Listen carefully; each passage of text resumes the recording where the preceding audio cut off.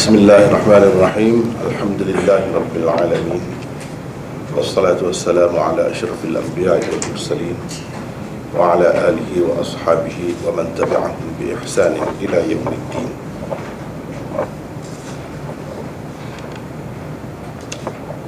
Alhamdulillah, pada malam yang berbahagia ini kita dipertemukan Allah dalam majlis insya-Allah diberkati Allah Subhanahu wa taala dengan maksud mempelajari hadis-hadis Rasulullah sallallahu alaihi wasallam dan seterusnya mengamalkan sunnah baginda. Sebenarnya dalam perbincangan saya dengan pengerusi tadi, kita akan adakan pengajian Sahih Muslim di sini. Kira-kiranya begitulah. Pengajian Sahih Muslim, saya fikir sudah ada beberapa kitab hadis yang kita adakan di sini di Kuala Lumpur, Shah Alam.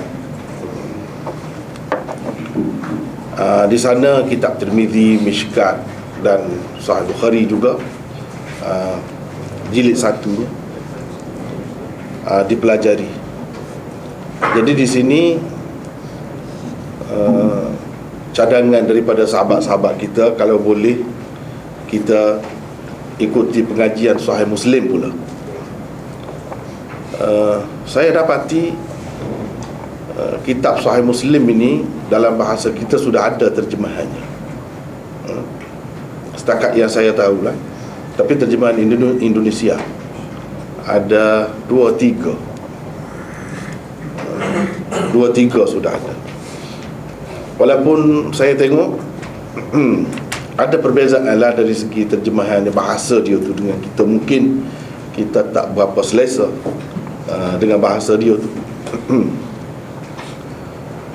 Dengan sebab itu saya rasa perlu kita buat nota macam di tempat-tempat lain juga, kuliah Bukhari, Mishkat dan lain-lain. Kita ada nota. Bagaimanapun terpulang kepada peserta-peserta untuk nak guna yang mana. Tapi saya rasa lebih baik kalau kita pakai nota kita sendirilah supaya sama kan. Tapi nota tu tidak ada lagi minggu ni, sebab minggu, saya rasa minggu perkenalan dulu dan pengenalan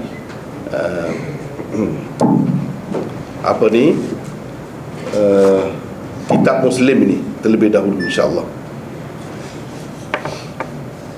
dan Imam Muslim itu sendiri.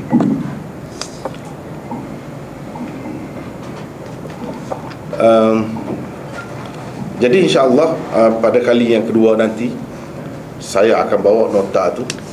Dan nota tu untuk maklumannya, saya rasa sebab saya pun mengajar juga Sahih Muslim di tempat lain, termasuklah di Kelantan, lama dah juga, tak habis-habis lagi, tapi hampir habis. Itu di masjid lah untuk umum. Di Darul Kausar pun kita ada belajar juga Sahih Muslim ni. Bezanya saya rasa setelah saya ada pengalaman sedikit sebanyak, cara kita akan buat berbeza sedikit.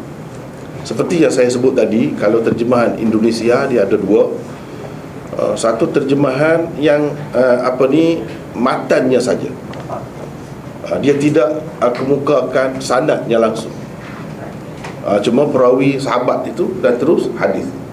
Itu satu lagi, saya pun tak ingat nama dia dengan tepat, tapi terjemahan Sahih Muslim lah, begitulah. Saya rasa kalau di kedai-kedai buku pun ada, boleh dapat.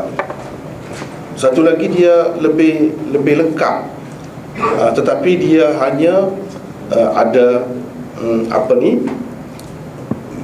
sanad dan hadis dia, sekadar itu saja. Ada pun nota, huraian, ulasannya langsung tidak ada. Satu lagi yang pernah baru saya tengok ni, diberi oleh sahabat kita, saya tengok ini yang lebih lengkap, sebab dia sebenarnya adalah terjemahan kepada syarah Imam Nawawi. untuk Sahih Muslim. Katanya, saya pun tak tengok lagi, mengikut pelajar tu, dia kata 12 jilid. 12 jilid.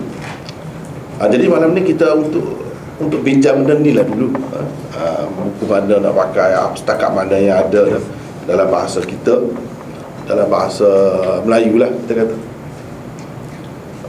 Kalau terjemahan Malaysia ni saya tidak pasti, saya tak pernah tengok daripada mana-mana yayasan ke ataupun mana-mana akademi yang telah menerbitkannya. Wallahualam, saya tak tahu.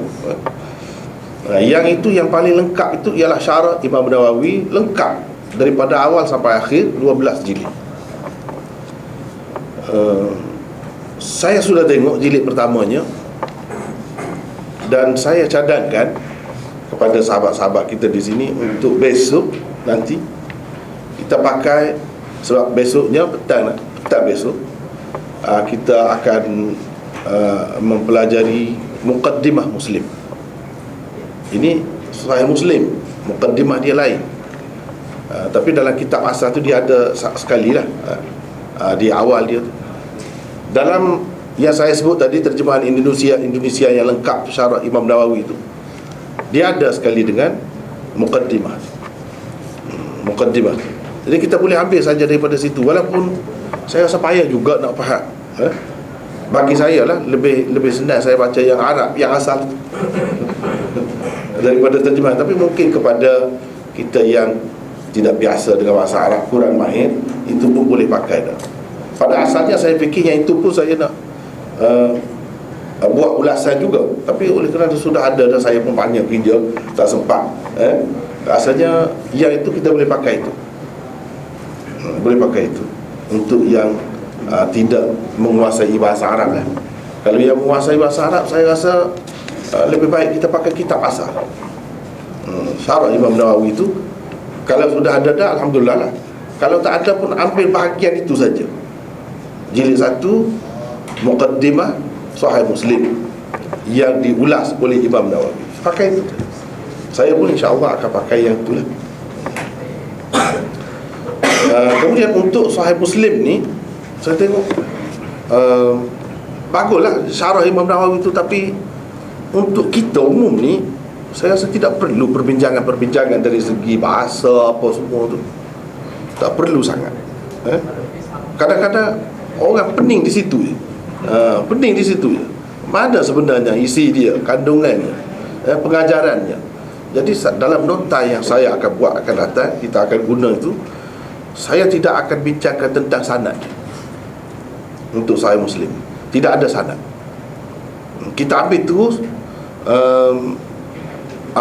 hadis tu, sahabat ada yang meriwayatkan hadis tu dengan matan, itu saja. Dengan ada ulasan dan nota ringkas ni, tidak seperti yang lepas-lepas, insya-Allah. Tidak seperti Bukhari ataupun Mishkat, apa tu agak detail.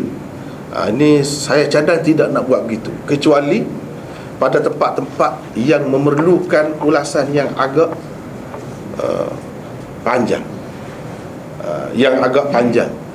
Jadi di situ insya-Allah saya akan buat ulasannya lebih panjang. Misalnya terutamanya hadis-hadis yang hanya ada di dalam Sahih Muslim, tidak ada di dalam kitab-kitab yang lain, dan menimbulkan masalah, menjadi tanda tanya kepada setengah-setengah orang. Misalnya tentang ini ada dalam Sahih Muslim saja, dalam lain tak ada. Tentang orang tanya, di mana ayah saya? Ayah dia tu orang bukan Islam lah. Nabi kata dalam neraka. Lepas tu setelah orang tu pergi, Nabi SAW panggil dia pula. Dia kata ayah kamu dan ayah saya dalam neraka. Jadi maknanya ayah Nabi ni dalam neraka. Macam mana? Dari segi sahih, ya sahih.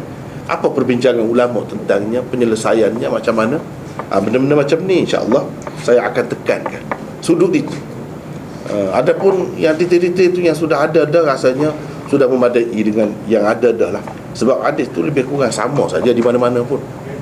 Lebih kurang sama saja di mana-mana pun sama. Jadi kita dalam bentuk ringkas lah kiranya.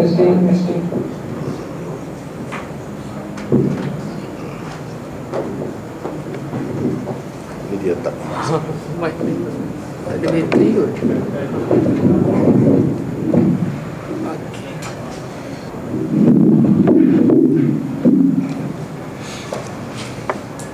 Jadi itulah cadangan saya ni. Kita akan ada ulasan serba sedikit, serba ringkas.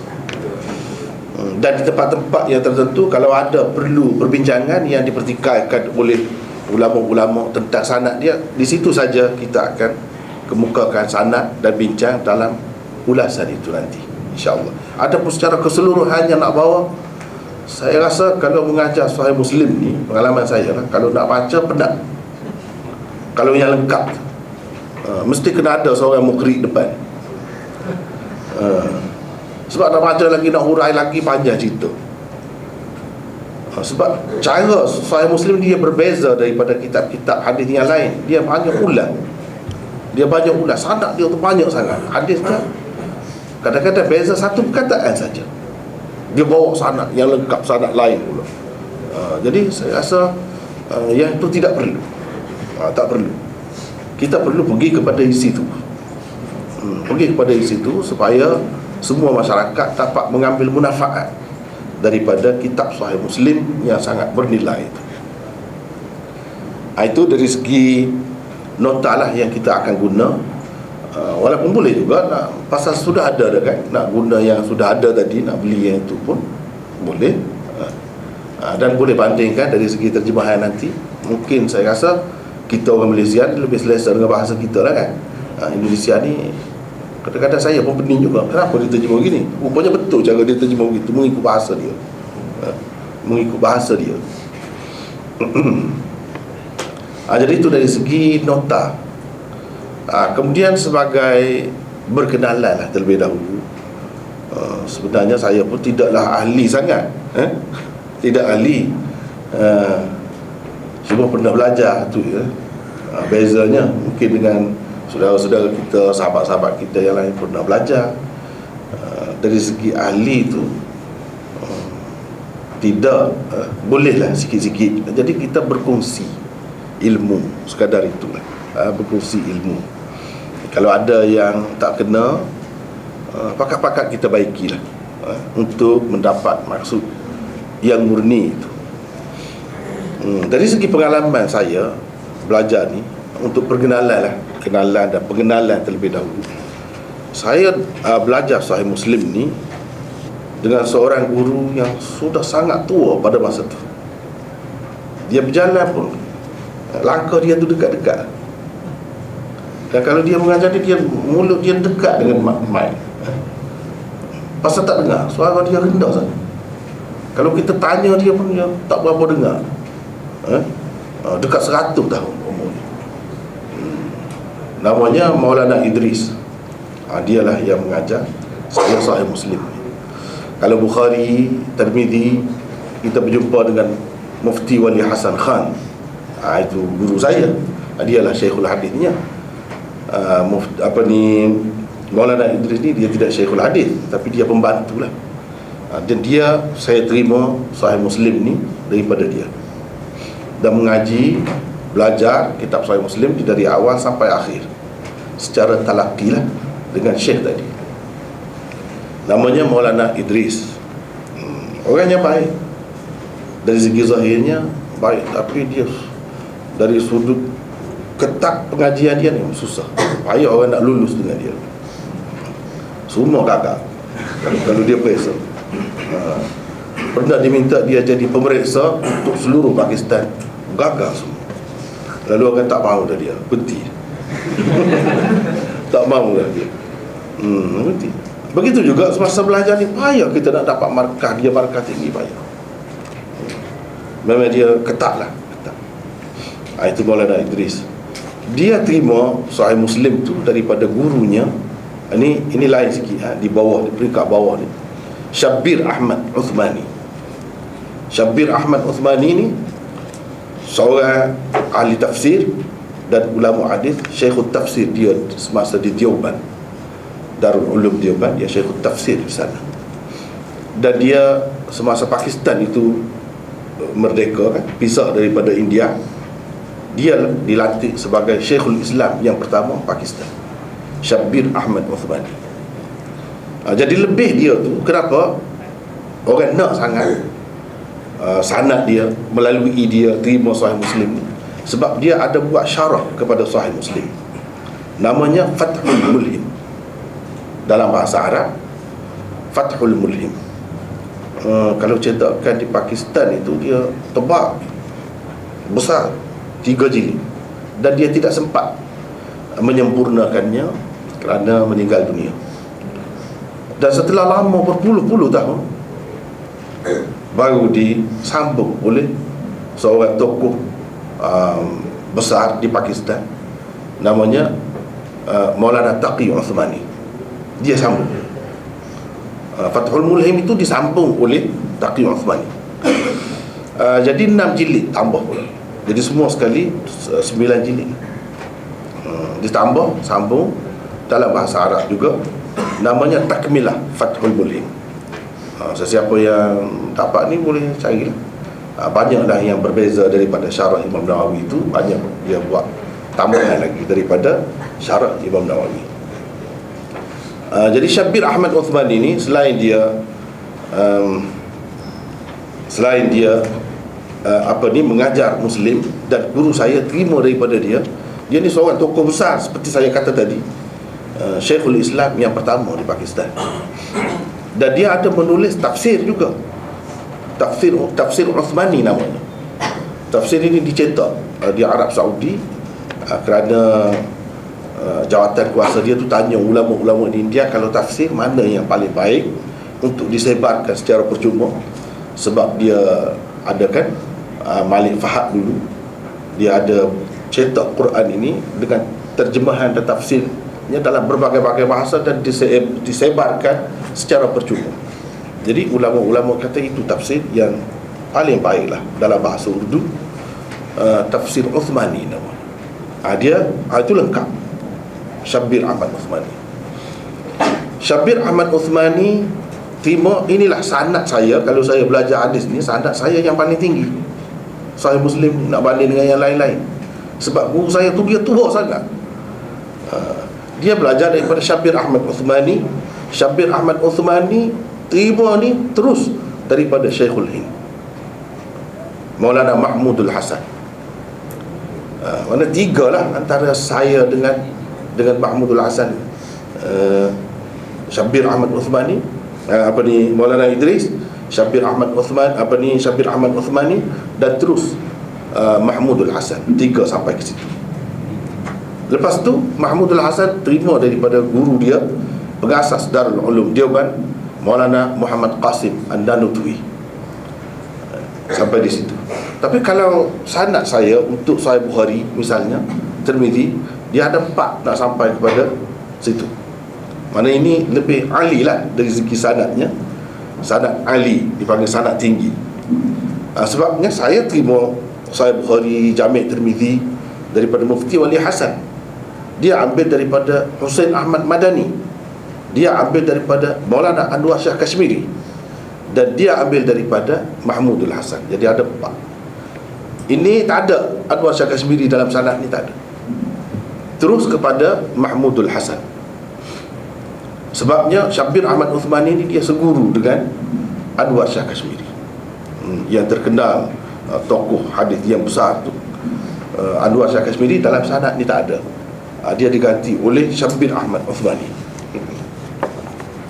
Jadi itulah. Kemudian sanad di atas tu panjang lagi lah cerita, panjang lah. Jadi sekadar itu dari segi sanadnya sampai kepada pengasas Darul Ulum Deoband. Lepas tu sanad di atas tu sama dengan yang lain-lain juga. Qasim dan Nutwi ambil daripada Syah Abdul Ghani. Syah Abdul Ghani ambil daripada Syah Ishaq, dan dia ambil daripada Syah Abdul Aziz. Syah Abdul Aziz ambil daripada Syah Waliullah. Dia pergi situ yang sama, yang sanad. Sebelah atas tu sama, sebelah bawah ni tidak sama. Itulah yang jadi aliran Deobandi, aliran ahli hadis di sana tu, pecahan daripada situ di bawah. di atas sama saja. Itu dari segi pengenalan saya lah, latar belakang dari segi terima Sahih Muslim tu. Kemudian rasanya untuk malam ni, kalau kita nak baca kitab tu pun tak kena juga, tak kena tu dia. Saya rasa perlu juga kita berkenalan dengan Imam Muslim serba sedikit lah, serba sedikit. Kita berkenalan dengan Imam Muslim terlebih dahulu, dan pada kali yang akan datang insya-Allah kita masuk terus mempelajari kitab karangan ini. Serba ringkas, Imam Muslim kita perlu berkenalan dengan dia dulu. Siapa Imam Muslim, apa namanya yang sebenar, keturunannya, macam mana dia belajar, siapa gurunya, siapa muridnya, berapa banyak karangannya. Itu terlebih dahulu sebagai pengenalan malam ni, insya-Allah. Imam Muslim, tapi tak ada nota dalam yang syarah dan terjemahan itu dia ada. Terjemahan Indonesia tadi yang saya sebut tadi, dia ada lebih kurang sejarah Imam Muslim. Di situ pun boleh tengok, mungkin ada beza sikit sebanyak tu, tak kisahlah. Banyak dah kalau sejarah-sejarah ni ada, cuma kita untuk menyempurnakan pengajian ni rasanya perlu berkenalan dengan pengarangnya terlebih dahulu. Imam Muslim namanya Muslim bin Hajjaj. Nama dia tu Muslim. Muslim bin Hajjaj bin Dawud bin Kaushad. Gelarannya Asakiruddin, dan kunyahnya, nama panggilannya, kunyahnya ialah Abul Hasan. Abul Hasan. Dari segi keturunan dia, Imam Muslim ni dia bukan Arab. Imam Muslim bukan Arab, disebut Ajam. Cuma adalah nenek moyang dia tu ada datang juga daripada darah Arab tu, ada juga. Dia itu daripada puak atau kabilah Qushairi. Dengan sebab itu Imam Muslim ni dipanggil juga Al-Qushairi. Dari sudut itu dia ada juga darah Arab tu ada. Tapi yang kebanyakannya keturunan dia tu, terutamanya kalau nama Kaushad itu bukan Arab tu. Dia bukan Arab, Ajam. Mengikut Imam Zahabi, Imam Muslim ni lahir pada tahun 204 di Khurasan, wilayah Khurasan, lebih tepatnya di bandar Naisabur. Situ tempat lahir dia. Ada perbezaan pendapat di antara ulama tentang tarikh lahir dia tu, lebih kurangnya ada berbeza. Satunya seperti yang disebutkan oleh Imam Zahabi tadi, 204. Ada juga yang mengatakan 202, ada yang mengatakan 206. Itu ada beberapa lah, 3 di situ. 206 tu diterjihkan, dianggap sebagai yang paling tepat lah oleh Ibnul Athir, pengarang Jami'ul Usul. Dia kata itulah yang rajih. Mengikut Ibnu Khallikan juga inilah yang lebih tepat, iaitu 206 pada tahun itu. Imam Muslim belajar dan lahir belajar ilmu hadis ni di tempat dia sendirilah. Sebab di kawasan dia, kawasan Khurasan pada masa itu memang masyhur, terkenal sebagai pusat ilmu hadis. Jadi dia sudah terdedah dengan ilmu hadis tu di tempat asal dia lagi. Itulah dia beruntung, sebab ramai guru-guru, orang-orang yang hebat dalam bidang hadis di tempat dia sendiri. Lepas tu dia pergi ke Naisapur.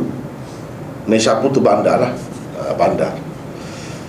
Kira-kiranya tempat lahir dia sebenar, tempat tinggal dia tu tidaklah di situ, tapi ini di bandar. Dia pergi ke Naisapur yang merupakan pusat pengajian ilmu hadis pada ketika itu. Mengikut Tajuddin As-Subki, dia kata, "Qad kanat Naisabur min ajallil bilad wa a'zamiha. Lam yakun ba'da Baghdad mithluha.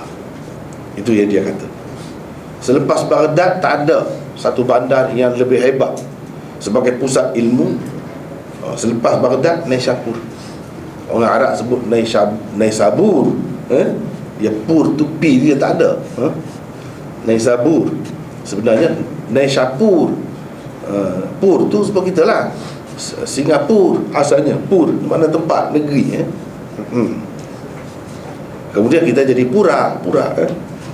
Dia pur itu maksud dia negeri lah, tempat. Imam Muslim mula mempelajari ilmu hadis ini pada tahun 218 Hijrah. Ni semua Hijrah ni 218 Hijrah. Di situ dia mula belajar dan mendengar, menerima hadis. Kalau mengikut ni tarikh ini, jadi kira-kiranya dengan tarikh lahir dia tadi, kira-kiranya dia ketika itu berumur 14 tahun. 14 tahun dia sudah mula dah belajar.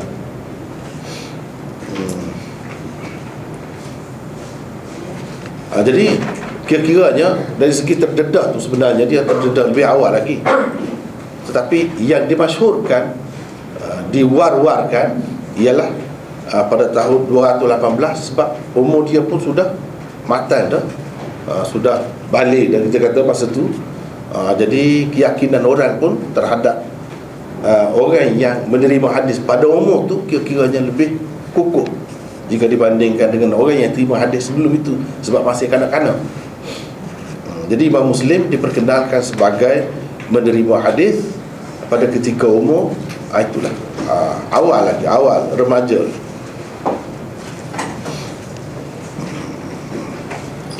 Antara guru dan murid dia, guru dia,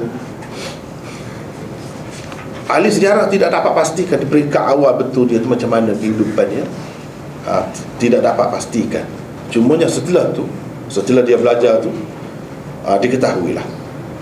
Misalnya di Khurasan dan di kawasan Naisapur itu, antara guru dia ialah Ishaq bin Rahawai dan Imam Zuhli ada di situ di kawasan itu. Dia sudah terima daripada tokoh-tokoh seperti itu.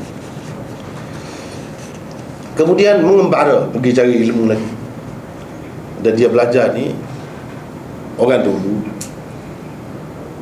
Sekarang ni begitu juga. Cumanya kalau orang dulu dia lebih kukuh lagi. Dia belajar ilmu alat tu semua. Dia bukan belajar hadis saja. Dia bukan belajar hadis saja, tidak. Sebab nak memahami hadis tu mesti ada alat, kelengkapan, persediaan yang cukup. Kira-kiranya Imam Muslim di celah-celah tu dia belajar lah. Tapi yang ditumpukan di sini dalam perbincangan kita ni pengajian hadis dia. Dia mengembara pergi ke Iraq, Hijaz, Syam, Mesir dan lain-lain tempat. Beberapa kali dia pergi, terutamanya Baghdad tu banyak kali lah. Itu dalam usaha dia untuk belajar ilmu hadis. Perjalanannya ke Baghdad yang terakhir ialah pada tahun 259 Hijrah. Ini kali terakhir dia pergi. 2 tahun selepas itu dia meninggal dunia, iaitu pada 2 tahun selepas itu, 259 dia pergi ke sana. Bila dia pergi sana, dia bertemu dengan muhaddithin, tokoh-tokoh hadis di sana seperti Muhammad bin Mihran, Abu Ghassan dan lain-lain. Di situlah guru dia yang dia terima hadis di sana. Di Iraq pula dia bertemu dengan Imam Ahmad bin Hanbal. Dia belajar juga dengan Imam Ahmad. Abdullah bin Maslamah Al-Qa'nabi, dia terima juga di sana. Di Hijaz dia bertemu dengan tokoh seperti Sa'id bin Mansur. Ini ulama hadis besar lah, ada kitab dia sendiri, Sunan Sa'id bin Mansur yang terkenal. Itu guru dia. Abu Mus'ab juga dia ambil juga hadis daripada mereka. Di Mesir daripada Amr bin Sawad, Harmalah bin Yahya. Itu antara guru dia di Mesir.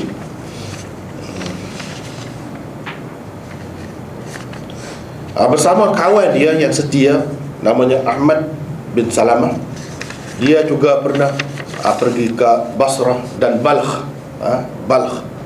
Pergi ke sana belajar ilmu hadis. Kemudian Imam Muslim ni banyak juga belajar dengan guru utama dia, ialah Imam Bukhari sendiri. Imam Bukhari itu guru kepada Imam Muslim. Banyak dia belajar dengan Imam Bukhari. Selain daripada itu, Ahmad bin Yunus, Ismail bin Abi Uwais, Aun bin, ada lain-lain lagi. Ini termasuk dalam guru dia. Kemudian antara anak murid dia yang masyhurnya ialah Abu Isa At-Tirmidzi. Imam Tirmidzi itu salah seorang anak murid dia, seperti anak murid Imam Bukhari juga. Imam Tirmidzi itu anak murid Bukhari juga. Abu Hatim Ar-Razi, ini seorang tokoh rijal yang terkenal, anak murid dia. Abu Bakar Ibnu Khuzaimah yang masyhur tu, anak murid dia. Dan Abu Awanah, ini tokoh-tokoh hadis, ni anak murid dia.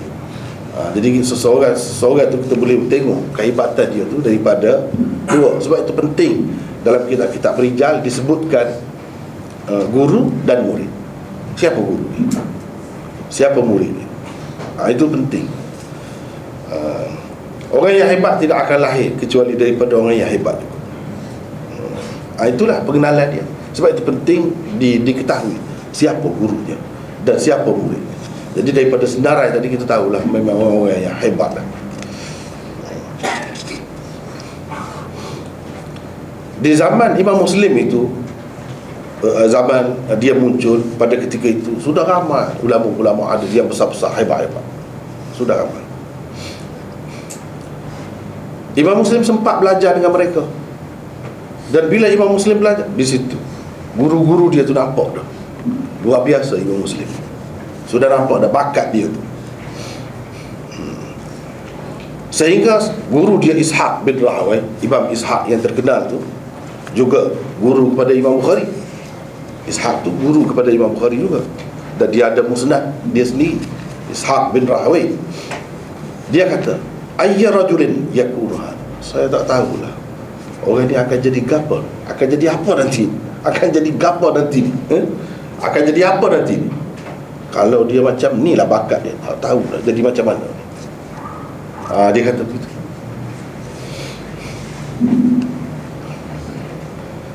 Dan mereka terpesona dengan ingatan dia yang luar biasa. Itulah biasanya ulama-ulama hadis, dia kuat ingatan dia.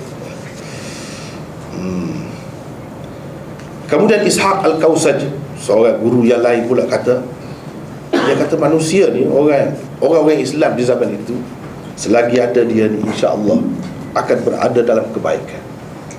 Sampai setara tu, sampai setara tu, Imam Muslim ni diiktiraf oleh tokoh-tokoh hadis pada masa itu, guru-gurunya.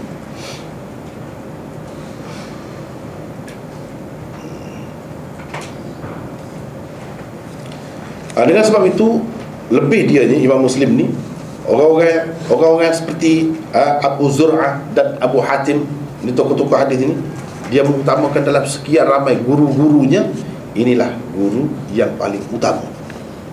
Muslim itulah guru mereka yang paling utama.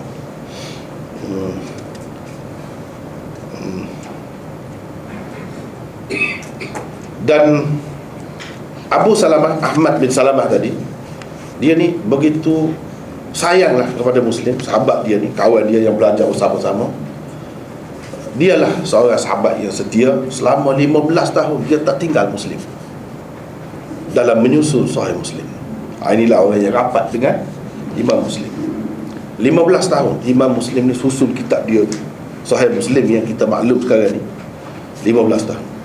Ini sahabat dia ni tak tinggal selama 15 tahun, bertumbuh lumus buat kerja dengan Imam Muslim. Kemudian dari segi akhlak, perangai Imam Muslim, macam mana perangai dia?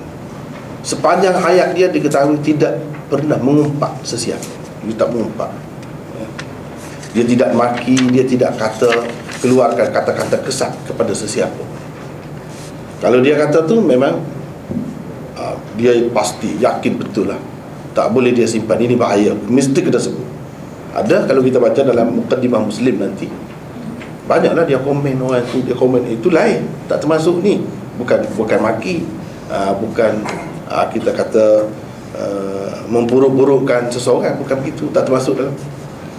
Kira-kiranya ya tak adalah saja-saja nak kata kerana permusuhan ataupun perbalahan, kerana harta ke sebagainya, pangkat, tak ada. Kerana agama, kerana orang itu ada meriwayatkan hadis, dan bahaya kalau tidak didedahkan hakikatnya baru dia sebut. Itu pribadi Imam Muslim. Antaranya dia sangat menghormati guru-gurunya, beradab sangat dengan guru-gurunya. Dia selalu ikut kuliah Imam Bukhari, guru dia yang utama, dan terpengaruh dengan Imam Bukhari. Oleh kerana dia kagum sangat dengan Imam Bukhari, pernah tanpa dia sedar terdorong oleh perasaan itu, kagum itu, dia kata kepada Imam Bukhari, apa dia kata? Da'ni uqabbil rijlaik ya ustadz al-ustadzin wa sayyid al-muhaddithin wa tabib al-hadith fi ilali. Itu dia kata, biar saya kucuk dua kakimu. Dia kata, wahai ustaz bagi sekalian ustaz dan penghulu tokoh-tokoh hadis dan doktor hadis yang dapat menentukan, mengetahui penyakit hadis. Bila dia belajar dengan Imam Bukhari, dia dah nampak. Itu yang dia kata, sampai begitu sekali kagumnya dengan Imam Bukhari, dan banyaklah yang dia dapat manfaat ilmu daripada Imam Bukhari. Imam Muslim ni seorang yang bersih, simple, seorang yang ringkas pakaian dia, tapi dia bersih, dia jaga, dan seorang yang adil, seorang yang tidak membuat keputusan mengikut perasaan dia, tidak, bukan begitu orangnya. Bila ada Imam Bukhari di Naisabur atau Naisabur, asalnya Naisabur, di sana jadi malak. Pengajian hadis yang lain ini jadi malak dengan adanya Bukhari. Bukhari begitu berpengaruh, maka timbullah orang yang berdengki kepada Imam Bukhari. Ya salah faham lah, sebab pendapat dia pelik-pelik, Imam Bukhari. Jadi antaranya guru besar Imam Zuhli, dia kata, sesiapa yang ikut Bukhari jangan masuk kelas ni. Ini semua ni perasaan, masalah perasaan syaitan, campur dengan syaitan semua. Apabila tengok pengaruh Bukhari itu begitu kuat, besar, dan diakui seorang yang hebat dalam bidang hadis, adalah yang macam tu. Maka Imam Muslim terus bangun situ. Begitukah kata dia? Kalau begitu, saya keluar. Saya tak boleh nak ganti dengan Imam Bukhari. Imam Bukhari adalah guru saya. Kalau tak boleh terima, saya keluar. Dan dia serahkan semua yang diterima hadis daripada Imam Zuhli, dia serah. Saya tak mahu kalau macam tu. Itu sikap Imam Muslim, dan sayangnya kepada Imam Bukhari, begitulah keadaannya. Begitu juga Imam Muslim sangat merendah diri. Dia tidak kata dia pakai pendapat dia saja. Dah, dia selalu berhubung dengan guru dia. Dalam apa-apa perkara pun, dia akan kemukakan kepada guru dia. Antara guru dia yang utama yang menjadi rujukan Imam Muslim dan memberi kesan kepada penyusunan kitab Sahih Muslim itu sendiri ialah Abu Zur'ah. Ini Abu Zur'ah ni seorang tokoh yang hebat. Dan dia kemukakan, setelah dia karang semua orang Muslim itu, sudah dia kemukakan kepada Abu Zur'ah. Dalam masa dia susun tu pun dia kemukakan juga. Dia yakinnya kepada Abu Zur'ah tu, kalau Abu Zur'ah kritik, Abu Zur'ah kata hadis ni tak boleh, dia tak akan masuk ke dalam Muslim. Itu mengikut ceritanya, begitulah. Yakinnya kepada Abu Zur'ah tu, tidak kata dia ikut pendapat dia saja, dah, dia tanya guru dia juga. Kalau guru dia Abu Zur'ah tu kata hadis ni bermasalah ni, tak boleh, dia tak akan masukkan. Itu sikap dia. Dan ikhlas dia, rendah diri dia, padahalnya guru dia tu anggap dia tu sudah bukan main hebatnya, tapi dia masih begitu dengan guru dia tu. Habis itu, antara yang dibincangkan oleh ulama tentang Imam Muslim ialah apa mazhabnya, apa mazhab Imam Muslim. Banyaklah pendapat yang diberikan, tapi agak sukar untuk menentukan apa mazhabnya. Dengan sebab itu, Maulana Anwar Shah Kashmiri kata susah kita nak menentukan mazhab dia, sebab tajuk yang ada dalam Muslim itu bukan tajuk yang dibuatnya sendiri. Kita nak tahu pendapat orang ni apa pahaman dia, mazhab dia. Kalau Bukhari, kita tahu dia ni seorang mujtahid mutlak, dia tak ada ikut siapa-siapa, dia pakai cara dia sendiri. Kita tahu daripada tajuk dia buat lah. Adapun Imam Muslim, dia tidak begitu. Tajuk yang ada dalam Sahih Muslim yang kita dapat tiada sekarang ni, sama ada dalam bahasa Arab ke ataupun dalam terjemahannya, itu bukan yang dibuat oleh Imam Muslim sendiri, dibuat oleh orang kemudian, dari masa ke semasa sampai ke zaman Imam Nawawi. Imam Nawawi pun buat juga. Dia kata dia tak puas hati banyak dengan tajuk-tajuk yang dibuat sebelum itu, sebab bukan yang Imam Muslim sendiri buat. Jadi dia pun fikir dia akan buat yang paling sesuai lah bagi dia. Tapi Maulana Syabir Ahmad Uthmani mari kemudian, dia kata sebenarnya setakat ni tak ada lagi orang yang betul-betul dapat buat tajuk yang betul-betul sesuai dengan Muslim, dengan kedudukan Muslim. Sebab dia pun syarah Muslim juga. Dia pun syarah Muslim juga, Syabir Ahmad Uthmani dalam sanad kita tadi tu. Maulana Idris ambil daripada Syabir Ahmad Uthmani. Dia kata dalam Fathul Mulhim, sampai hari ini tak ada lagi orang yang buat tajuk betul-betul menepati kedudukan Imam Muslim itu. Yang macam mana sebenarnya? Jadi dia tidak dapat buat tajuk tu sebab dia mati. Bukan senang nak buat tajuk tu. Seperti Imam Bukhari tu dia buat pada masa yang berlainan. Macam Imam Bukhari tu, dia nak susun tajuk, dia pergi ke, dia berada di Raudah dalam Masjid Nabi, di situ dia susun. Setelah dia kumpul dan semua, dia ambil masa nak buat itu. Begitu juga agaknya dengan Imam Muslim ni, tapi akhirnya tidak diketahui tajuk itu. Mungkin dia siap tapi tidak tersebar. Kalau siap mesti tersebar. Kita kata ni tak siap, jadi dia tak puas hatilah kira-kiranya. Dia meninggal dunia, dan kita akan ketahui nanti bagaimana cara dia meninggal dunia. Dia mati itu macam mana. Kira-kiranya susahlah nak tahu mazhab Imam Muslim. Kata dia dalam Al-Arfus Syadi, fala a'lamu madhhabahu bitahqiq, saya tidak dapat dengan pasti menentukan mazhab dia, kata Anwar Shah Kashmiri. Nawab Siddiq Hasan Khan, ini seorang tokoh besar, ulama alim besar di India. Maulana Nawab Siddiq Hasan Khan Al-Qannuji Al-Bukhari, orang Bukhara juga keturunan. Dia pergi di India, ulama besar, dan dia berkahwin dengan raja. Inilah raja yang alim dan tulis kitab macam-macam bidang. Nawab Siddiq Hasan Khan kata dia Syafi'i. Dia kata Muslim ni bermazhab Syafi'i. Di dalam kitabnya Al-Hittah, Syekh Abdul Latif As-Sindi kata Imam Muslim, Imam Tirmidzi, orang ingat dia ni ikut Syafi'i. Sebenarnya tidak. Mereka ni adalah mujtahid sendiri. Muslim ke Tirmidzi ke adalah mujtahid. Dia tidak taklid mana-mana imam.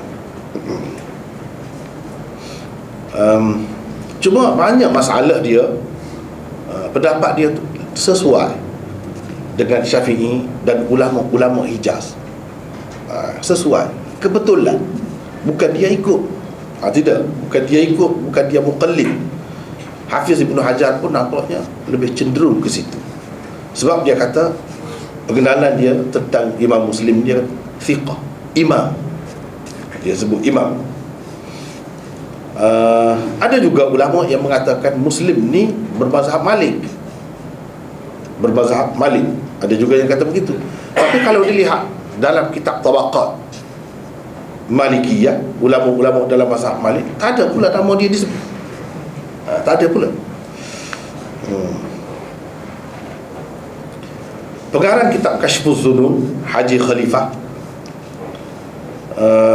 dan pengarang kitab Al-Yani'ul Jani, dia sebut ini sebenarnya dia tidak Syafi'i, cuma secara kebetulan pendapat dia ni banyak sesuai dan sama, serupa dengan Syafi'i.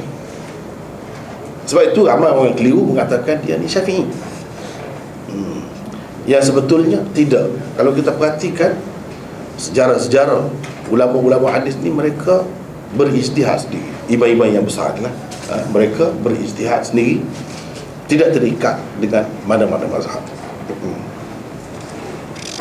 Dengan sebab itu Syekh Tahir Al-Jazairi berkata Imam Muslim adalah seorang imam mujtahid mahd, kata dia. Mujtahid sungguh dia ni, bukan ikut sesiapa. Cuma pendapat dia lebih cenderung kepada pendapat ahli Hijaz. Ahli Hijaz tu maksudnya Malik, Syafi'i, apa itu semua. Imam Muslim wafat, meninggal dunia kerana satu peristiwa yang pelik juga dalam cerita ulama-ulama.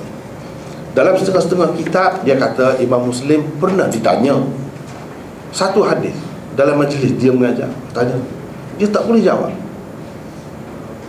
Dia tak pasti. Dia pun balik carilah. Begitu ahli ilmu ni cara dia. Dia balik, dia cari, dia bongkar semua. Dah lapar, dia pun sambil-sambil tu dia makan buah kurma. Makan buah kurma, bawa satu kampit kurma. Dia tak sedar dia makan habis buah kurma, satu kampit besar. Sambil-sambil dia cari tu, akhir sekali dia jumpa. Lepas tu baru dia sedar dia telah makan satu kampit besar buah kurma. Dengan sebab itu dia sakit perut. Sakit perut, itulah yang membawa dia mati. Itu ceritanya. Dia tak sedar semasa dia buat kajian tu. Sebanyak mana dia makan, dia buat apa, dia tak sedar. Dia tenggelam dalam kajian dia. Setengah-setengah ulama mengatakan bukan sebab ditanya tu, tapi kerana dia buat kajian tu lah, dalam menyusun Sahih Muslim tu lah. Dia pada suatu hari tak ada makanan di rumah. Dia tanya isteri dia ada apa, tak ada. Beberapa lama dia buat kajian lagi, tanya lagi, tak ada lagi. Kemudian tu ada orang bawa satu kampit kurma, bawa ke rumah dia. Isteri dia kata ada makanan. Dia pun bawa itu masuk dalam bilik dia, buat kajian. Dia tidak sedar dia makan itu sampai habis. Dan itulah yang bawa dia sakit dan mati. Imam Muslim, itulah cerita dia. Begitu sekali tokoh-tokoh besar ni, dia apabila dia buat kajian itu, dia tak sedar diri dia. Banyak kalau kita baca cerita macam ni banyak di kalangan ulama-ulama Islam dahulu. Pengkaji-pengkaji itu dia macam itu sifatnya. Termasuklah Sa'lab yang terkenal, ahli nahwu, itu pun tak sedar diri juga. Tak sedar diri. Dia pergi cari kitab kan di pasar, di kedai, dia baca, dia tengok kitab. Dia tak sedar ada kuda yang liar lah, jadi liar kuda tu, merempuh semua orang yang ada tu. Orang semua riuh rendah. Dia tak sedar, dia tengok kitab. Dia tak sedar. Dalam nak beli kitab tu lah, nak tengok dulu. Sehingga akhirnya kuda tu rempuh dia, langgar dia rebah mati di situ. Dia tak sedar. Itu cerita Sa'lab. Banyak cerita-cerita macam ni. Macam Khalil bin Ahmad Al-Farahidi, imam dalam ilmu arud, itu pun tak sedar diri juga. Dia mati dengan sebab tak sedar juga tu. Dia duduk buat timbangan syair dia tu, tak sedar. Sehingga anak dia kata dia gila, ayah gila dah. Dia kata kat mak dia. Lalu dia bersyair, dia kata orang kata dia gila, sebenarnya tidak gila. Dan dia juga ahli matematik. Khalil itu, dia buat satu formula, dia fikir itulah. Dalam masjid dia nama dia pergi sana pergi sini, dia tak sedar tiang depan. Lalu dia rempuh tiang, dah rebah dia, bawa dia mati. Banyak contoh-contoh macam ni. Kalau kita tengok Imam Ibn Taymiyah misalnya, ni pun yang mengarang tak sedar diri juga. Tak sedar dia. Dia ni Ibn Taymiyah ni, dia tak ada isteri, dia tak kahwin. Dia apa ni kita kata, orang yang tidak kahwin, bujang. Dia abang, dia ada abang dia yang jaga dia. Itu cerita dia. Masa makan, abang dia cerita berhenti makan, dia tak sedar dia menulis. Kan kisah dia kan, dalam telaga, orang letak dalam telaga, dia tulis lagi. Dalam jail orang letak dia tulis lagi. Sampai akhirnya dia mati sebab tak boleh menulis. Ini orang jiwa penulis betul. Akhir sekali tak bagi pen. Dia tak apalah tak bagi pen, bagi arang sajalah. Bagi arang boleh tulis lagi. Lepas tu arang pun tak bagi. Lepas tu dia jatuh sakit. Itu Ibn Taymiyah. Ramai kalau kita tengok tokoh-tokoh yang macam ni. Termasuk salah seorangnya Imam Muslim. Imam Muslim tak sedar diri dia.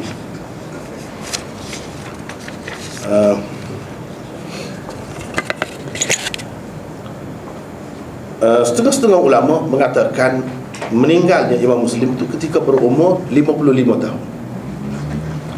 Tapi ramai juga ulama, termasuk Imam Zahabi, mengatakan umur dia lebih kurang 60 tahun ketika meninggal dunia. Meninggalnya pada 25 Rajab 261 Hijrah, pada hari Ahad, dan dikebumikan pada hari Isnin jenazahnya. Itulah cerita. Dikebumikan di mana? Di satu tempat bernama Nasir Abad di kawasan Naisapur juga. Antara karangan Imam Muslim selain daripada Sahih Muslim ni ialah Musnad Kabir, Al-Musnadul Kabir, Al-Asma' wal Kuna, Al-Jami'ul Kabir, Kitabul Ilal, Kitabul Tamyiz, Kitabul Wuhdan, Kitabul Aqran, Kitab Su'alat li Ahmad, Kitab Hadith Amr bin Shu'aib, Kitabul Intifa' bi Uhubis Siba', Kitab Masyayikh Malik, Kitab Thawri, Syu'bah, Kitab Man laysa lahu illa rawin wahid. Kitab orang yang tidak ada kecuali seorang sahaja perawi. Dia kumpulkan itu saja. Tapi ini semua berkenaan dengan hadis lah. Kitabul Mukhdaramin, Kitab Auladis Sahabah, Kitab Awhamil Muhaddithin, Kitab Tabaqat, Kitab Afradis Syamiyyin, dan Kitab Ruwatil I'tibar. Lebih kurang dalam 20 buah kitab dia, karangan dia, Imam Muslim. Tapi yang paling masyhur, terkenal, menyebabkan dia ni terkenal dan selalu disebut bersama dengan Bukhari, sebab dia mengarang kitab Sahih Muslim. Kitab inilah yang membuatkan dia ni jadi masyhur. Yang lain-lain tu tidaklah menyebabkan nama dia tu jadi masyhur sampai begitu. Seperti yang kita maklum sekarang, dia masyhur dengan sebab kitab Sahih Muslim. Sehingga nama dia selalu diletakkan bersama Bukhari. Rawahul Bukhari wa Muslim, muttafaqun alaih. Bukhari dan dia maksud. Dengan sebab apa? Dengan sebab kitab tu. Tapi kitab tu sendiri sebenarnya tajuk dia tak sempat buat.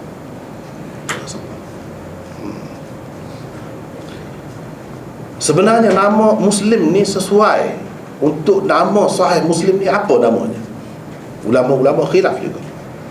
Ada yang kata Jami' Muslim, ada yang tak mau terima kata Jami' Muslim. Sebab Jami' ni kitab hadis yang mengumpulkan 8 bab besar perbincangan utama, termasuklah akidah, hukum, fitan, manaqib dan sebagainya. 8 perkara mesti kena ada dalam kitab tu, baru disebutkan sebagai Jami'. Macam Jami' Tirmizi, Jami' Bukhari, kitab Bukhari itu Jami'. Tapi Muslim ni ramai tak mahu sebut dia sebagai Jami', sebab kata mereka dia ada kurang satu. Yang sepatutnya ada 8 tu kurang satu. Apa tafsir? Dalam Muslim ni kata mereka tak ada tafsir. Ada pun sikit sangat. Jadi tak boleh dibilang lah. Sebab itu kita tak boleh namakannya Jami'. Yang lebih tepat untuk kitab Muslim ni ialah Sahih Muslim. Sahih Muslim. Ada juga orang yang kata Al-Jami'us Sahih, dia mengambil kira yang tafsir tu walaupun kata sedikit, tapi ada juga. Bukhari pun sebenarnya tafsir tu tak banyak, kena kira hadis dia yang musnad dia, perbincangan dia lah, dari segi kesimpulan yang dibuat itu jadi panjang kitab tafsir dia. Sebab nak cari yang menepati syarat Bukhari dan Muslim daripada tafsir itu susah. Jadi sebab itu tak banyak. Yang ada tu tidak menepati syarat dia, walaupun sahih, tapi tidak menepati syarat dia, dia tak boleh buat masuk lah dalam kitab dia. Sedangkan dalam kitab-kitab lain banyak hadis-hadisnya. Imam Muslim tak dapat masuk ke dalam kitab dia. Sama juga dengan Imam Bukhari, dia tak dapat masukkan banyak hadis-hadis musnad berupa tafsir.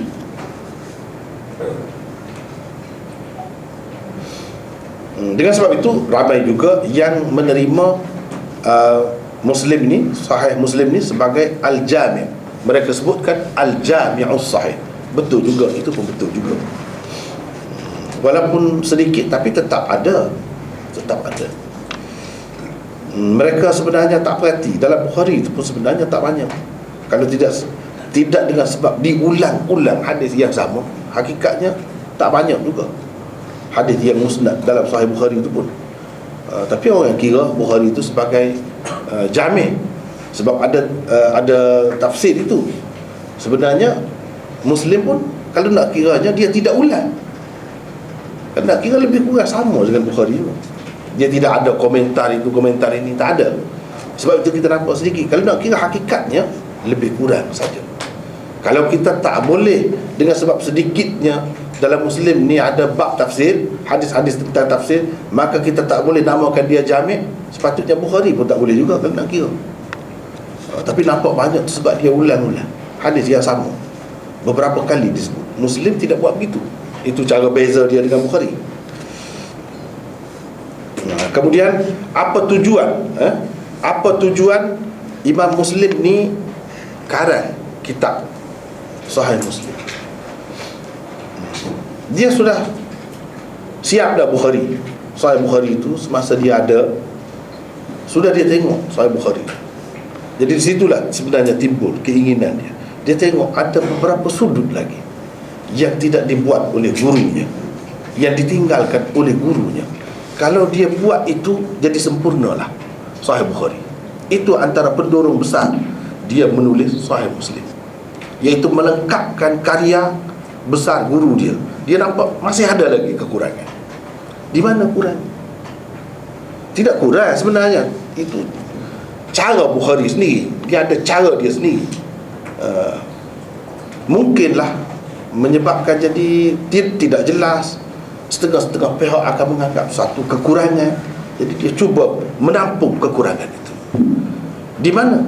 Iaitu Imam Bukhari selalunya dia hadis itu dia ringkas. Hadis sepatutnya panjang, dia ringkas. Dia potong sana, potong sini. Itu Bukhari. Kepada orang yang tak faham, kenapa Imam Bukhari buat gini? Sebab dia nak ringkas, dia ada maksud lain. Keutamaan dia didai, bukan nak melengkapkan hadis itu. Keutamaannya ialah nak mengistimbat, menarik kesimpulan daripada hadis. Sekarang ni kita nak bincang tentang apa? Ambil bahagian tu saja. Kalau ambil semua, menghilangkan tumpuan saja, memeningkan kepala saja. Sedangkan yang nak bahagian itu saja. Jadi dari satu segi nampak macam ini dipanggil kharb. Dipanggil kharb dalam istilah hadis, satu kekurangan juga. Sehingga kalau orang yang baru belajar, dia ingat itu yang lengkap, padahal bukan yang lengkap lagi. Itu yang ringkas. Jadi Imam Muslim cuba tampung. Jadi dia bawa hadis itu dengan lengkap. Jadi orang tak boleh kata lagi kepada Bukhari, kenapa dia buat gini? Sebab maksud dia lain. Kalau nak tengok yang lengkap, tengok dalam Muslim. Yang Imam Bukhari kemukakan secara ringkas itu, dia kemukakan dengan lengkap. Itu satu. Yang kedua, kadang-kadang Imam Bukhari ni dia campur. Dia campur sanad itu. Hadis itu sebenarnya lafaz orang lain yang macam ni dia tak sebut. Seseolahnya orang anggap macam lafaz ini lafaz perawi itu, semua perawi itu Begitu lafaznya. Sedangkan ada beza. Nanti kalau orang cek, orang periksa, orang kata ini tak tepat ini. Sebenarnya yang macam ni lafaz ni, lafaz salah seorang perawinya, bukan ke semua perawinya. Jadi Imam Muslim bawakan hadis, dan di mana ada perbezaan itu, ini lafaz orang ni dia sebut. Jadi kalau kita perhatikan, pada hakikatnya Sahih Muslim itu adalah untuk melengkapkan, menyempurnakan Sahih Bukhari. Dua. Yang ketiga, Imam Bukhari selalunya dia bawa hadis sikit. Satu hadis, dia bawa satu tajuk, satu hadis. Kadang-kadang satu hadis pun tak ada. Dia ada cara dia sendiri. Sebab dia mujtahid bukan dalam fiqh, tapi mujtahid dalam hadis juga. Bila Imam Bukhari buat satu, orang ingat seseolahnya untuk sesuatu masalah ni, katakanlah masalah batal air sembahyang dengan sebab sentuh dengan isteri, dia bawa satu hadis saja. Orang ingat hadis yang tinggi syaratnya, yang menepati syaratnya, yang tinggi kesahihannya itu tak banyak, satu saja. Orang ingat begitu. Imam Muslim dengan menyusun kitab Sahih Muslim dia nak cerita, tidak, bukan satu saja hadis, banyak. Cuba kamu tengok ni, berkenaan dengan satu bab, cuba kamu tengok berapa banyak hadis, berapa banyak perawi dia, bukan seorang sahabat saja. Jadi Imam Bukhari buat begitu, dia ada maksud dia. Satu pun sudah cukup. Tidak mesti kena ada 10 baru kita boleh pakai. Satu pun sudah cukup. Dan dia maksud ringkas, maksud dia yang lain, iaitu macam mana ulama-ulama mujtahidin menyimpulkan begini, dari mana punca. Ini hadis satu cukup dah. Dia nak ringkas. Imam Muslim sebut semua. Dan Imam Bukhari kadang-kadang dia sepatutnya duduk di sini, dia di lain. Itu jadi susah kepada orang yang tidak ada pengalaman, yang tidak belajar secara khusus, yang pening kepala. Kenapa sepatutnya di sini dia ulang banyak kali, Imam Muslim tak ulang. Jadi dalam Muslim tu lebih banyak lah kira-kiranya hadis, dia tidak ulang. Kemudian dia letak di setempat, senang kita nak cari. Bukhari tidak begitu. Jadi banyak kalau kita perhatikan, dia untuk menyempurnakan, dia karang ini untuk menyempurnakan karya gurunya Sahih Bukhari. Banyak ke situ. Walaupun ada lagi yang lain-lain tidak ada kena-mengena dengan Bukhari, tapi kalau kita perhatikan nampak lebih banyak ke situ. Sebab dia anak murid Imam Bukhari, jadi dia nampak adalah mungkin bantahan ataupun kritikan daripada mana-mana pihak, dia cuba buang. Kalau dalam Bukhari dia bawa satu saja, kita keliru. Ni maksudnya zaman bila? Kalau Muslim tidak begitu. Dia bawa satu. Kalau nama, mula-mula nama yang tak jelas, lepas tu riwayat yang kedua semakin jelas, semakin. Akhir sekali kita pun dapat tahu nama dia dengan lakabnya, dengan kuniahnya semua sekali. Itu cara Muslim. Jadi teratur. Mula-mula dia sama, kemudian semakin cerah, semakin cerah, semakin cerah. Itu cara Muslim. Bukhari tidak begitu. Dia tak kira. Dia tak kira. Dia sebut tak jelas. Sulaiman mana? Kalau dalam Muslim, mula-mula dia sebut Sulaiman, lepas tu yang kedua A'mash, yang ketiga dia sebut Sulaiman Al-A'mash. Jadi rupanya Sulaiman yang mula-mula tu A'mash lah. Dia macam lain cara dia. Jadi lebih teratur. Itu sebab ada ramai orang puji Muslim, dia kata lebih Muslim daripada Bukhari. Dari sudut itu, dari sudut penyusunannya itu, mudah kita nak cari dan menjelaskan kepada kita. Misalnya kata orang Islam sedikit, orang Islam ni sedikit, Nabi SAW kata seperti bulu putih pada lembu, seekor lembu yang hitam semuanya. Sehelai bulu putih pada lembu hitam sepenuhnya, ataupun sehelai bulu hitam pada lembu yang putih sepenuhnya. Jadi kita kata orang Islam sedikit, kita jadi takutlah, kita berasa lemah lah. Kemudian kadang-kadang kita tengok ni orang Islam ramai, ni tidak sehelai bulu ni. Kalau macam ni ramai ni, jadi ramai macam-macam lah anggapan orang. Dia kata boleh jadi Islam pada nama saja.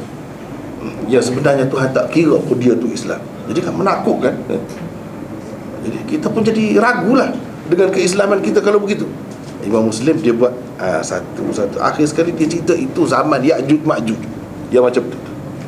Bukan setiap zaman macam tu. Orang Islam sedikit baru kita jelas. Cara dia susun itu menarik dan menjelaskan daripada hadis juga. Dia tak bercakap, dia tak ada komen, cuma dia bawa hadis daripada kurang terang kepada lebih terang. Itu cara Muslim.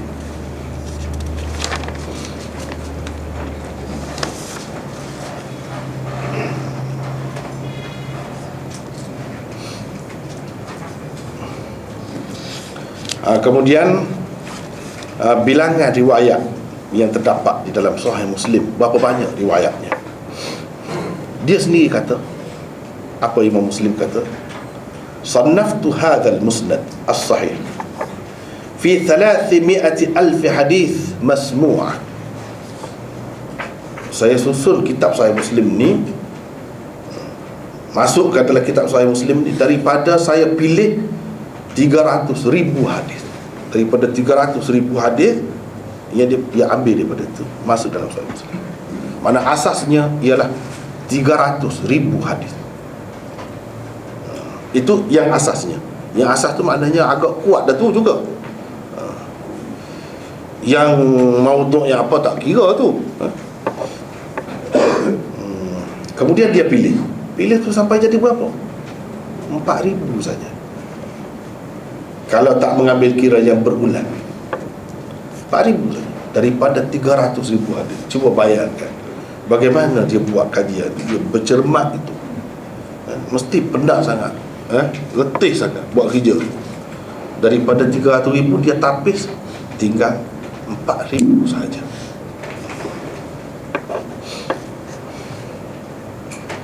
Kalau dibuang yang berulang-ulang lah, kalau dibuang yang berulang-ulang, kemudian yang berbeza melalui sanad ini sedikit sebanyak ada perbezaan, kalau dibuang itu maka jadi 400 saja. Itulah yang disebutkan oleh Syekh Tahir Al-Jazairi, dan Ibnu Salah juga menyebutkan begitu. Mengikut Al-Iraqi, dia kata kalau kita mengambil kira yang berulang-ulang, hadis yang berulang-ulang dalam Sahih Muslim itu, nescaya kita akan dapati turut jalan saluran riwayatnya lebih banyak daripada Muslim, daripada Bukhari. Sebab Bukhari dia reka-reka, Muslim ni dia semua. Tapi kalau kita mengambil kira saluran riwayat dia, sebab itu kalau kita belajar dengan sanad, sebab itu saya dalam cadangan saya tak akan masuk sanad itu. Kita akan banyak habis masa di situ. Sebab ada kadang-kadang 5 tahwil sanad, pemalingan sanad, sampai di sini berpindah kepada yang lain pula, sampai di sini berpindah kepada yang lain pula, nak dapat satu-satu hadis. Jadi dia banyak. Jadi kalau mengambil kira itu, tentu sekali lebih banyak hadisnya daripada Bukhari.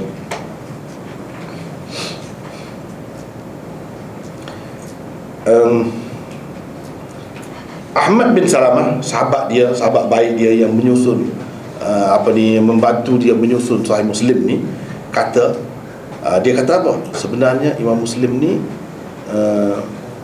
dalam Sahih dia tu yang asasnya ada 12,000 hadis. 12,000 hadis. Dia kata begitu pula. Abu Hafaz Mianji berkata 8,000 hadis. Jadi berbeza-beza tu pendapat itu. Yang sebenarnya perbezaan itu disebabkan dari segi cara mengira tu. Kalau sanad itu banyak, dia kira banyak lah, walaupun hadis yang sama. Yang jadi sedikit itu, walaupun sanad banyak, dia kira hadis tu. Itu sebab jadi berbeza-beza.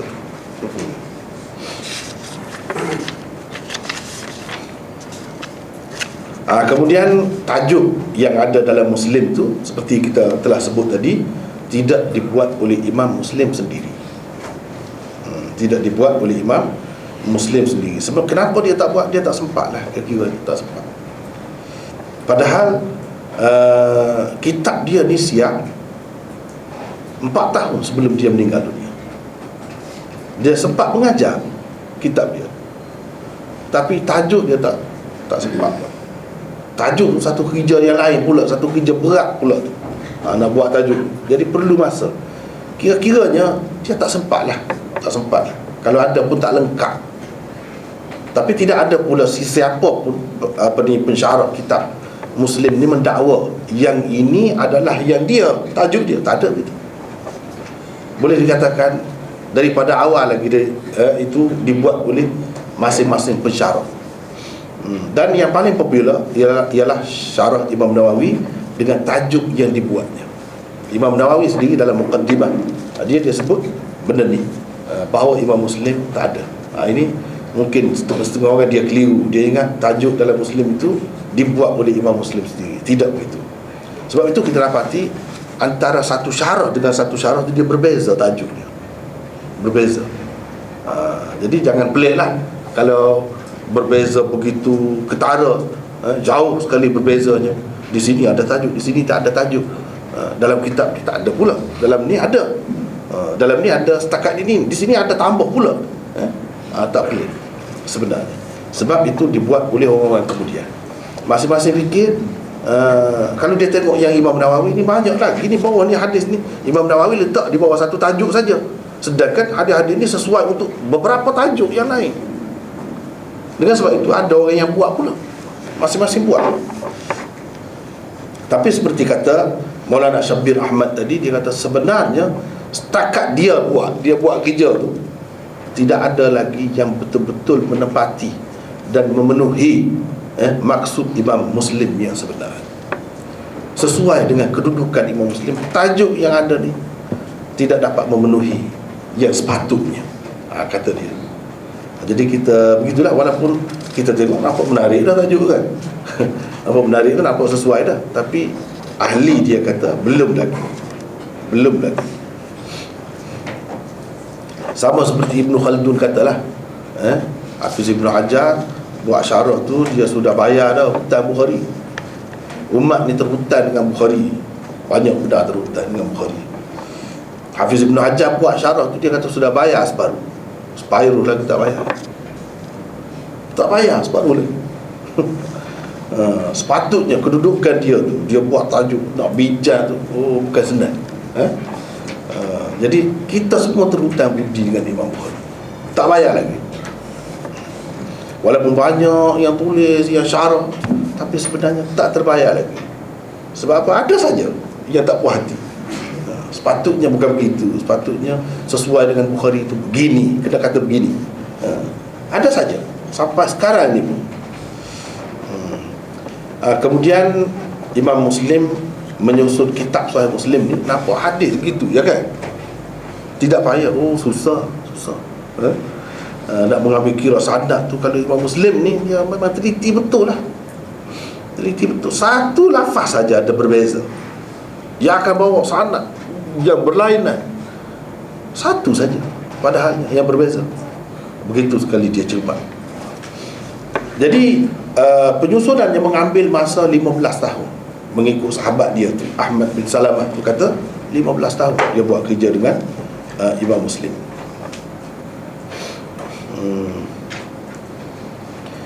Mengikut keterangan perawi ni, kalau kita sebutkan satu-satu sanad sampai kepada Imam Muslim, kita akan bertemu dengan Sufyan bin Ibrahim, salah seorang anak murid utama Imam Muslim juga. Jadi kebanyakan riwayat yang ambil daripada dia ke bawah. Dia kata Imam Muslim selesai menyusun kitab Sahih Muslim ni pada tahun 257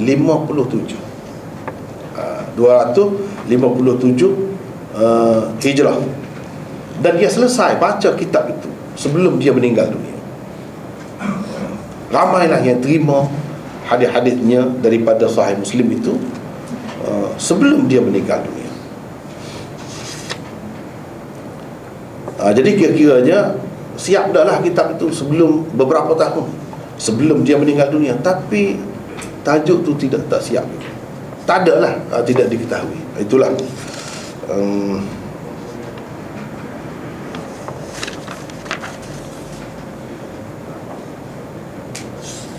perbincangan tentang Muslim ni, pengenalan tentang Imam Muslim, pengarang kepada kitab Sahih Muslim.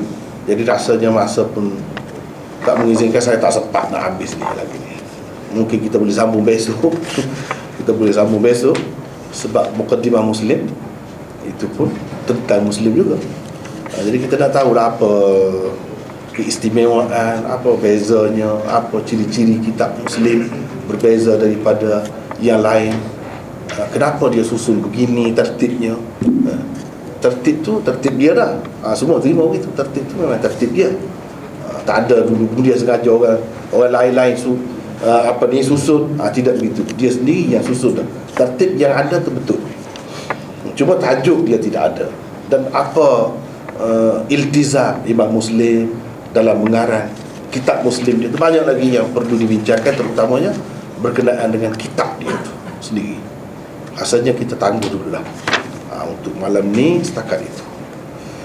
Wallahu a'lam. Wa akhiru da'wana alhamdulillah. Satu lagi sebagai tambahan kepada tadi yang saya sebut tadi, besok pagi kira-kiranya kita akan belajar mengikut jadualnya Sahih Bukhari jilid yang kedua. Bukhari ni banyak jilid, tapi yang saya kira ni berdasarkan cetakan Pakistan yang saya belajar guna itulah kitab tu dulu. 2 jilid, dia terbagi kepada 2. Jilid yang pertama yang kita minggu kedua, minggu keempat di Masjid Al-Qurtubi, itu jilid yang pertama. Nak suruh cepat habis cepat sikit, kita buat ulasan itu dengan persetujuan sahabat-sahabat kita di sini. Elok kalau kita baca dan pelajari jilid yang kedua. Jilid yang kedua itu bermula dengan Kitabul Maghazi, berkenaan dengan sirah lah, berkenaan dengan peperangan Nabi SAW. Jadi harap maklumlah, jangan kata kenapa tu perang tu. Sebenarnya kita telah mulakan lama dah benda ni, pengajian kitab Sahih Bukhari ni. Jadi tak mahu ulang di sini yang sudah dibuat di tempat lain, tak mahu gitulah. Supaya kalau boleh secepat mungkin lah dapat habis Bukhari itu. Dan Kitabul Maghazi tu kira-kiranya saya akan buat nota jugalah. InsyaAllah akan datang ni, bila datang sekali lagi kita akan ada 2 lah kira-kiranya nota. Satunya untuk Sahih Bukhari jilid 2 tu, Kitabul Maghazi dan seterusnya. Dan satu lagi untuk Sahih Muslim yang malam ni kira-kiranya. Saya pun tak pasti juga, mungkin jadual akan berubah nanti. Itu tengok, bergantung kepada penganjur lah. Dari segi jadual tu, atau sudah tetap gitu, tak apalah. Kalau tetap pun tak apalah. Kira-kiranya yang malam ni, yang Muslim itu, saya akan buat nota untuk kita pakai yang itulah, senang. Kemudian yang petang itu kita akan baca mana-mana kitab yang sedia ada lah, yang senang. Seperti saya sebutkan tadi, kalau saya nak pakai yang syarah Imam Nawawi yang asal, lebih senang. Tetapi kalau yang untuk orang-orang yang tidak menguasai bahasa Arab, sudah ada terjemahan Indonesia tadi. Sekurang-kurangnya kalau dapat yang itu, kita, sebab kita nak bincangnya Muqaddimah Muslim, bukan Sahih Muslim. Sebelum Sahih Muslim ni, Imam Muslim dia buat di awal dia tu Muqaddimah Muslim. Sebab saya rasa kalau kita mulakan dengan Muqaddimah Muslim daripada awal, mungkin kelas kita di awal lagi susut. Sebab itu dia bincang tentang usul hadis, kaedah memahami hadis. Jadi kita buat masa yang berlainan lah. Masa yang berlainan itu lebih sesuai lagi, supaya tidak menjemukan. Dan kita tu dapat daripada Sahih Muslim ni pengajaran daripada hadis terus. Kita tak bincang masalah usul-usul itu. Usul itu kita letak masa lain. Jadi buat masa sekarang ni mengikut persetujuan kita. Setakat ini masa petang, besok tu mungkin bertukar, wallahu alam lah, tengoklah keadaannya. Untuk Muqaddimah Muslim. Dan Muqaddimah Muslim tu saya tak perlu buat nota, pakai yang itulah, tengoklah. Katanya 12 jilid. Muqaddimah tu ada dalam jilid yang pertama saja. Sebanyak tu saja yang dikehendakinya. Tapi kalau nak beli satu jilid mungkin dia tak jual kan. Saya pun tak pasti berapa harganya. Berapa? 80. 12 jilid 80. Satu jilid. Satu jilid RM80 lebih kurang. Jadi banyak jugalah. Yang kita nak sebenarnya yang itu saja. Jadi harap maklumlah. Wallahu a'lam.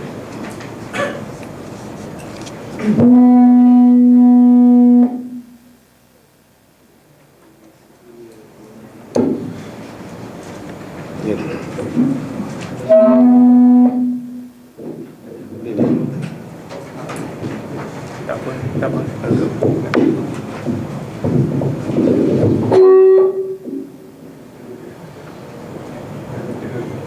Tutup.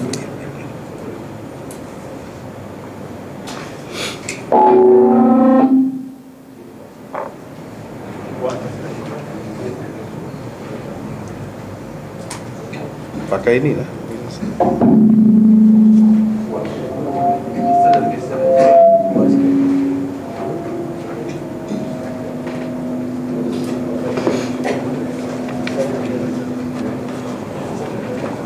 Assalamualaikum warahmatullahi wabarakatuh.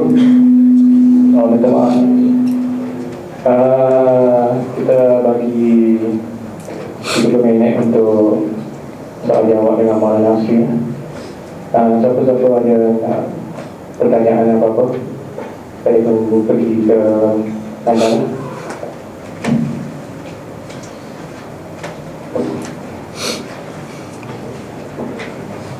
Ada yang bertanya.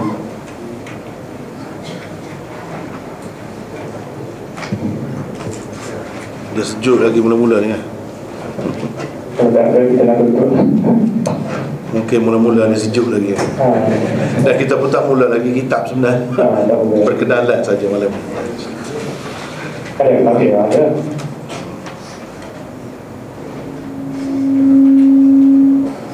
Assalamualaikum. Saya tanya pasal tempat Khurasan. Tengah buku yang saya baca, Khurasan tu dekat Iraq. Ada yang tulis Khurasan tu dekat Iran. Khurasan dekat zaman Imam Hadis dengan Khurasan sekarang sama, ataupun tempat Khurasan tu sendiri kat mana? Iraq ke Iran? Dia Khurasan ini seperti peta dunia yang lain dah berubah-ubah kan. Sentiasa berubah-ubah. Nama pun berubah-ubah. Mula namanya begini, kemudian begini, kemudian begini. Mulanya ini, setakat ini saja. Lepas tu gabung. Begitulah berlaku di sebelah sana. Yang dimaksudkan dengan Khurasan, wilayah Khurasan, kalau disebut dalam kitab-kitab hadis, dia pada ketika itu merangkumi semua sekali Afghanistan, sebahagian daripada Pakistan yang sekarang ni masuk dalam wilayah Subah Sarhad, Uzbekistan, Uzbekistan sebahagiannya, dan sebahagian daripada Iran, tempat Imam Muslim apa semua ni duduk Naishapur apa ni. Ini semua wilayah Khurasan. Iraq tu tak termasuk. Iraq tu tak termasuk. Jadi wilayah Khurasan itu lebih luas. Kemudian ini perkembangan politik dari semasa ke semasa membuatkan negeri ini jadi petanya berubah. Petanya berubah. Itulah wilayah Khurasan. Kalau dalam sejarah di Kelantan kita dahulu, di Kelantan ada seorang tokoh hadis dahulu dipanggil Tok Khurasan. Dia datang daripada Pakistan. Pakistan, wilayah dia tu Khurasan dahulu. Sebab itu orang panggil Khurasan. Padahal dia anak dia pergi duduk di sana. Ada anak dia, salah seorang namanya Maulana Syuaib. Dia tak kahwin. Dia balik pergi tempat tanah keluarga dia, ayah dia. Dia duduk dekat sana, dekat Subah Sarhad. Sekarang ni yang perang hebat tu, Taliban apa semua ni berulang-alik daripada sana. Bahasa dia pun sama dengan Afghanistan itu. Dia sempadan kawasan tu. Semua dipanggil Khurasan. Termasuk Uzbekistan, Imam Tirmidzi apa semua tu, kawasan dia duduk semua Khurasan dahulu. Dan terkenal sebagai pusat ilmu hadis di suatu ketika dahulu. Allah.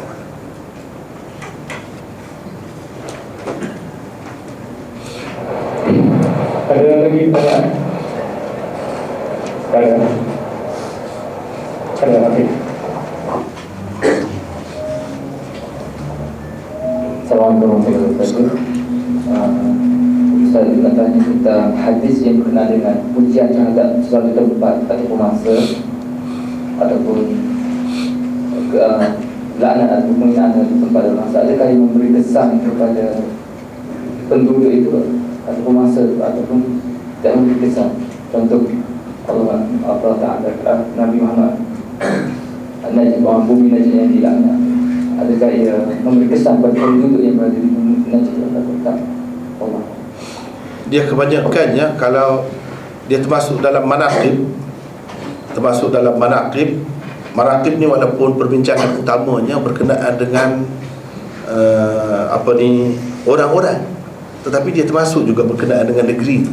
Satu lagi masalib, setengah-setengah kitab hadis dia ada masalib, ini keburukan tentang golongan tertentu, bangsa tertentu, keluarga tertentu, keturunan tertentu dan negeri-negeri tertentu. Dalam kitab-kitab yang sahih, yang utama, kita boleh dikatakan masalib itu tak ada.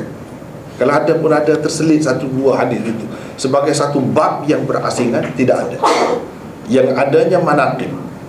Tetapi manaqib itu pun yang menunjukkan kebaikan, kelebihannya, itu pun tidak banyak yang sahih.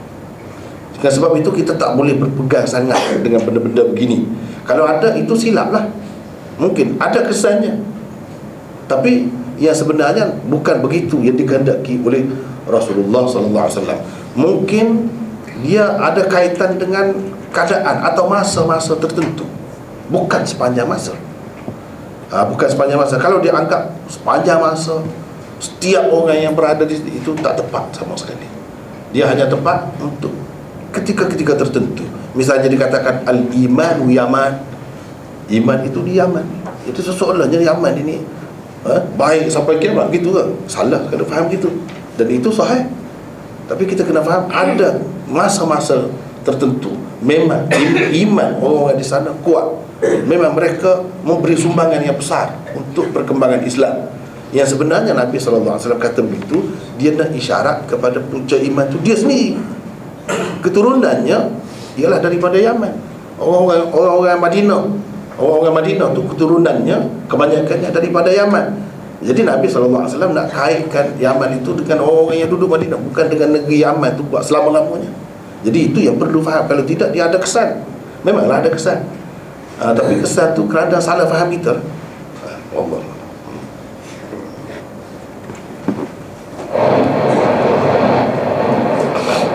Ada lagi pertanyaan?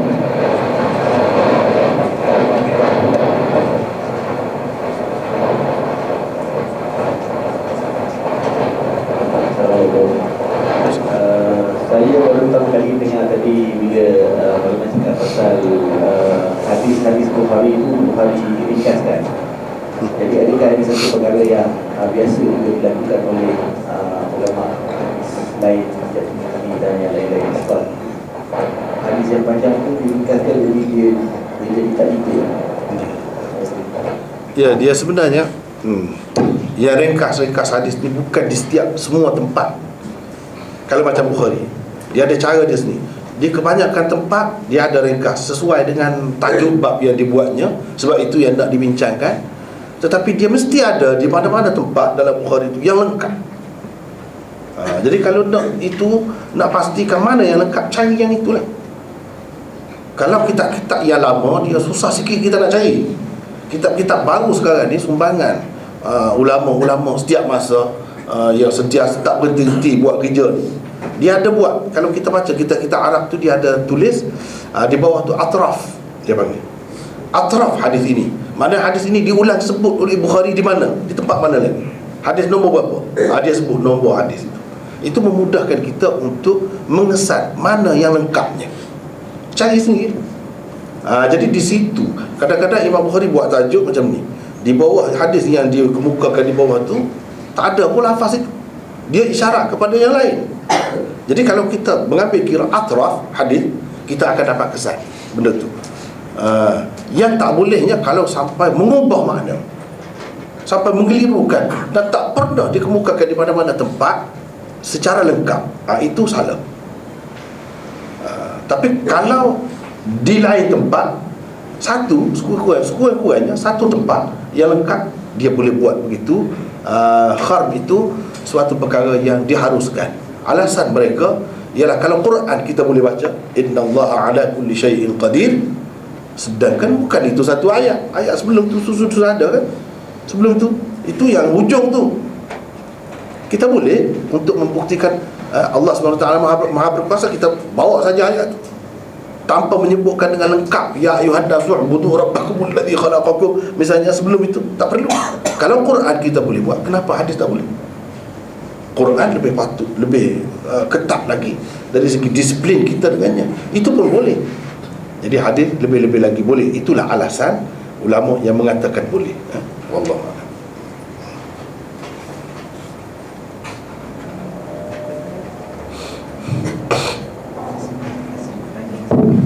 Bismillah. Ustaz, ada sebagian ulama yang mendahulukan Sahih Muslim daripada Sahih Bukhari. Apa alasan utama mereka? Besok lah, insyaAllah. Ada lagi, kita habis lagi ni, besok insyaAllah. Ada lagi pertanyaan?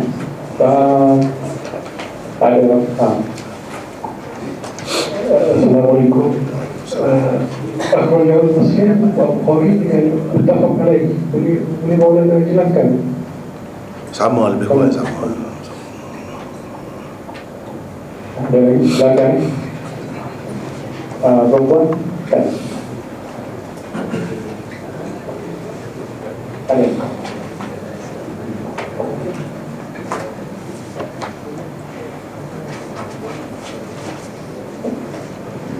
Ada lagi?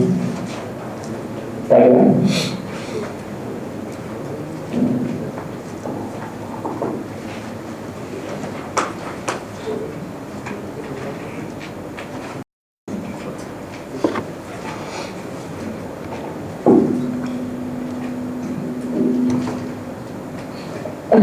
Assalamualaikum warahmatullahi wabarakatuh. Terima kasih kepada semua yang hadir malam ini. Dulu saya minta maaf ada sebuah kekurangan dari segi sistem, sebab ada kompleks sekarang ini dia tengah buat pembahasan kan bangunan ini. Jadi kita akan buat pembaharuan lagi lah. Jadi tulang kita ni malam ni memang ramai, memang tak ada jangka dan ramainya. InsyaAllah kita akan buat perbaikan lagi lah. Kita ni first time ni. Jadi yang datang dari jauh, terima kasih semua. Yang datang dekat pun terima kasih semua. Jadi esok di yang kat Bang ini Akademi Sinergi lah. Tapi saya risau sebenarnya yang tak terlalu ramai, tak muat. Yang itu saya rasa 40 orang ya. Saya mungkin akan bawa ke sini juga lah, mana memudahkan orang ya. Sebab nak belajar ni kesesahan itu penting juga. Jadi saya rasa saya akan bagi tahu dalam Facebook lah. Itu je yang saya ada sekarang ni. Saya nak mesej semua nombor telefon susah. Ada yang tu yang setakat saya mampu lah. Saya akan bincang dengan sebenarnya Imam Muda Ashraf. Dia nak bagi tempat dia lah Akademi Sinergi tu. Dia macam pejabat, jadi dia muat dalam 40 orang je. Dengan macam ni kuliah ni dalam 200 orang. Susah kan. Jadi saya akan mungkin saya akan bincang dia. Dia nak sini juga kan. Esok saya cuba dulu. Kalau sini kosong, sebab sini kita sewa hari. Kita dah bincang dengan komplek Pendidikan Selang ini. Dia kata kalau sahabat-sahabat tu kita bagi lah untuk pengajian hadis. Kat sini sebenarnya macam-macam pengajian agama ada. Jadi dalam pengajian hadis ni ya, malah akhirnya dia bagi tempat. Jadi kita nak keluar daripada tempat tak biasa, kita cari center. Di sini center. Jadi kita pun akan minta juga dia bagi Kadang-kadang itu juga dia bagi kuliah pagi, dia boleh bagi kuliah pagi ni. Kalau kuliah pagi, dia kat luar lah. Macam dewan ni, dia buka, dia letak untuk orang ramai datang di sana lah. Itu kuliah pagi lah. Setakat ni kita hanya fokus dalam kuliah malam juga. Jadi saya sebenarnya kalau ada yang orang Bangi atau Kajang Berjaya yang dekat, kalau boleh jadi AJT saya, bantu saya, lagi bagus. Sebab saya baru 3-4 orang dulu. Jadi saya ada kelemahan sikit je lah. Saya minta maaf lah.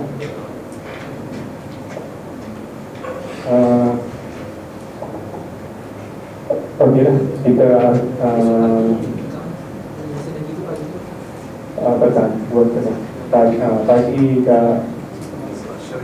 Asyik pagi ke Amin atau Nafsi kan ke depan kat Mai. Jadi kalau boleh tengok dalam Facebook, kita bagi betul kerana jadi kita dah makan kuliah kita sampai sekolah. Dan cukup yang AJK yang buat kuliah ni cukup bersama Malangah. Terima kasih semua yang hadir. Assalamualaikum warahmatullahi wabarakatuh.